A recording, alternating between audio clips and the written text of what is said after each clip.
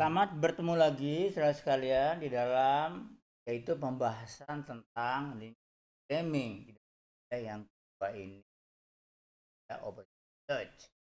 Adapun kali ini kita akan membahas tentang ini umumkan suatu fungsi.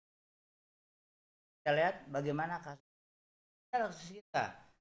Ini adalah ada output ya yang dihasilkan yaitu super grow dan crop quick. Ini adalah pupuk ya. Nah, biaya untuk memproduksi satu unit ya super grow adalah $6. Sedangkan biaya untuk crop quick $3. Ini dari kasus ini. Lalu untuk super grow dibutuhkan bahan baku yaitu nitrogen dan fosfat. Begitu juga crop quick dibutuhkan nitrogen dan fosfat. Nah, perbandingan untuk menciptakan atau memproduksi super grow satu bag atau satu unit yaitu 2 dibanding 4, 2 nitrogen 4 fosfat. Nah, sedangkan crop quick yaitu perbandingannya 4 nitrogen dan 3 fosfat. Nah, berapa besarnya nitrogen yang tersedia di sini? Ya, tapi ada yang dibutuhkan karena kita akan menciptakan yaitu suatu super grow ya, akan. Nah, kita perlu mana nitrogen 16 pon minimal. Sedangkan untuk fosfat yaitu 24 pon. Nah, dari kasus ini tentunya pertanyaannya adalah berapa jumlah super grow dan crop quick yang bisa kita produksi, yang bisa kita ciptakan agar ya biaya minimum. Nah, itu adalah kasus kita. Nah, selanjutnya seperti biasa kita rubah ke dalam bentuk tabel. Nah, tabel kita. Ya, kita lihat tabel kita super grow katakanlah X1 dan crop quick adalah S2. Ini adalah biasa ya dalam suatu penamaan. Lalu dari sini kita bisa melihat bahwa persamaan kita adalah untuk persamaan biaya adalah 6X1 plus 3X2. Z 6X1 plus 3X2. Nah, sedangkan untuk kendala tentunya yang pertama nitrogen yaitu 2X1 plus 4X2 lebih besar sama dengan 16. Nah, sedangkan untuk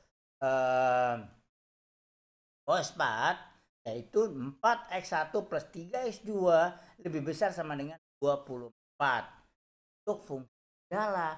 Nah, dari tabel ini kita rubah ke dalam bentuk tahapan membuat fungsi nitrogen yang minimum.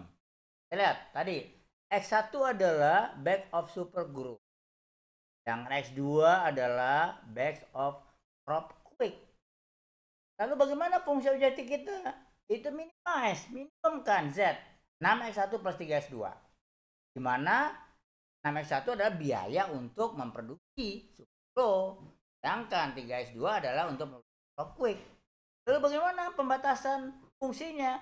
Tentunya lah kita lihat bagaimana perbandingannya. 2X1 plus 4X2 lebih besar sama dengan 16 pon. Sedangkan untuk fosfat 4X1 plus 3X2 lebih besar 4 pon.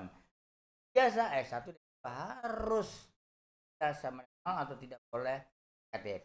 Nah, dari kasus ini kita tabel dan bentuk persamaan matematik.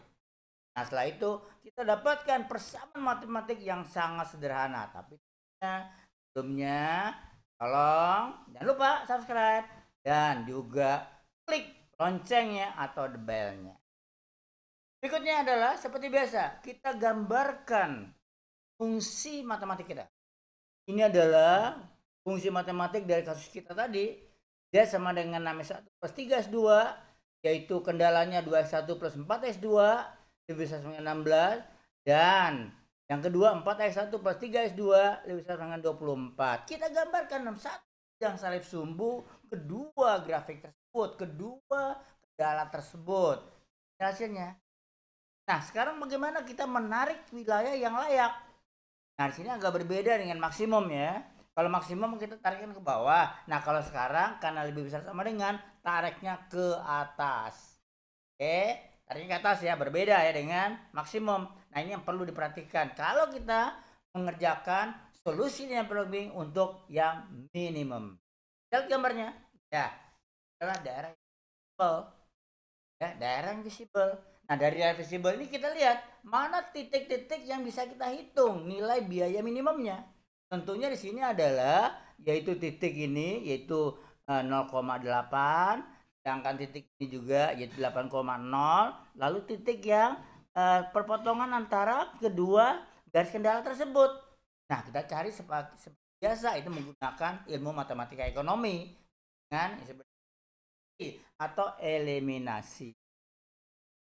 Nah, kita lihat. Ah, ini ya.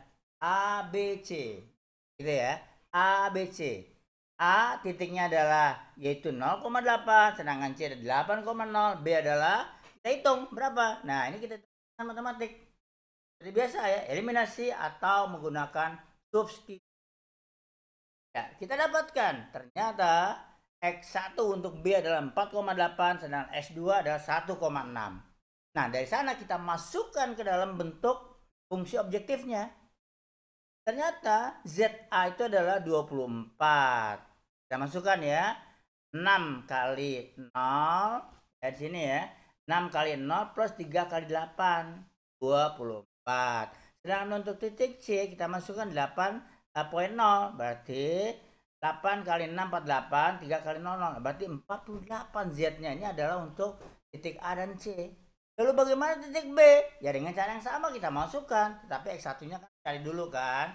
Yaitu 4,8 X1 dan X2 1,6. Kita masukkan ternyata hasilnya adalah Z sama dengan 33,6.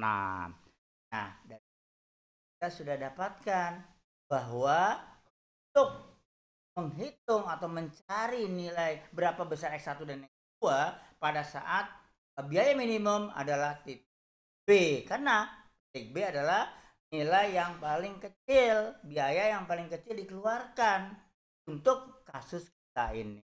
Ya, itulah linear programming ya dengan minimisasi atau meminimumkan fungsi objektif.